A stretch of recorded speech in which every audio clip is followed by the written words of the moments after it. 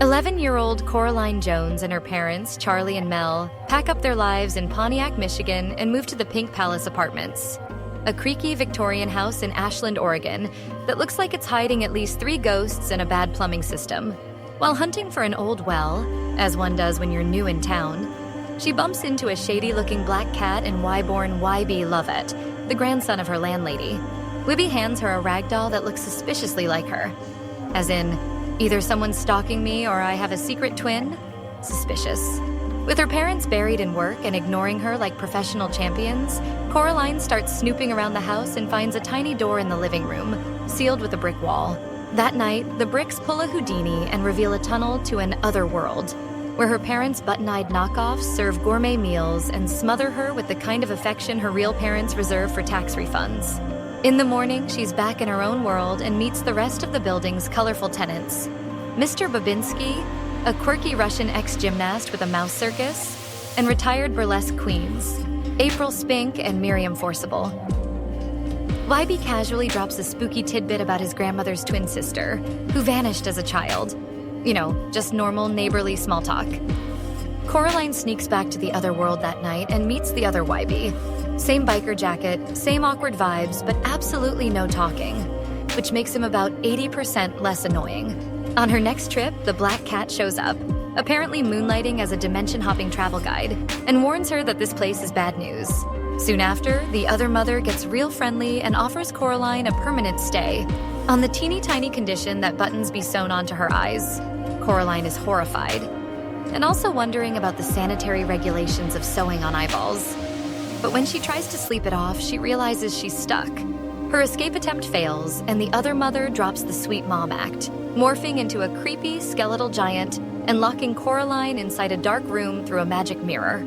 In this gloomy timeout corner, Coraline meets 3 ghost children, one of whom happens to be the landlady's long-lost sister.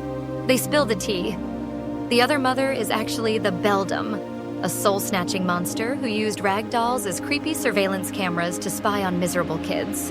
Coraline promises to rescue them by finding their missing eyes, and the silent other YB smuggles her back to reality. Once home, YB demands the creepy rag doll back since it belonged to his grandma's missing sister. Coraline tries to explain the whole evil sewing demon in another dimension thing, but YB bails like she's trying to sell him a pyramid scheme. Coraline then borrows an adderstone from Spink and Forcible, only for the cat to drop another bombshell. The Beldam has kidnapped her parents. Knowing the Beldam can't resist a game, Coraline challenges her. If she can find her parents and the ghost kid's eyes, they all go free. If she loses, well, bring on the sewing kit. The Beldam casually announces that the ghost kid's missing eyes are tucked away in the 3 wonders she built just for Coraline. Like a creepy scavenger hunt, but with higher stakes and fewer snacks. Armed with the adderstone, Coraline tracks down each eye, freeing the trapped spirits one by one. As soon as she's done, the other world starts collapsing like a bad stage set until only the house remains. The Beldam, now rocking her true look as a full-on nightmare spider, demands Coraline find her parents. Coraline spots them trapped inside a snow globe, because apparently the Beldam shops for prison cells at novelty gift stores, and realizes she's not going to be allowed to leave. Thinking fast, she yeets the cat at the Beldam for a distraction, then bolts through the door with help from the ghost kids, slamming it shut and accidentally amputating the Beldam's hand. Her parents reappear, completely unaware they've been kidnapped, and Coraline hugs them like she hasn't just been through an interdimensional horror show. That night, the ghost kids swing by to deliver a bedtime PSA. The Beldam still wants the cursed key.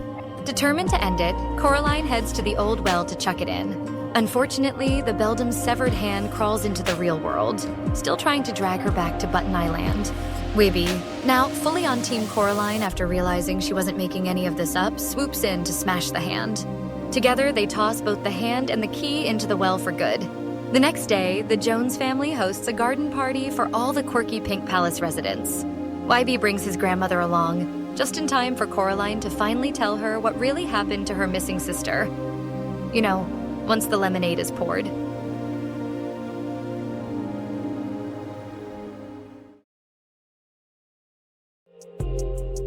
Thanks for watching.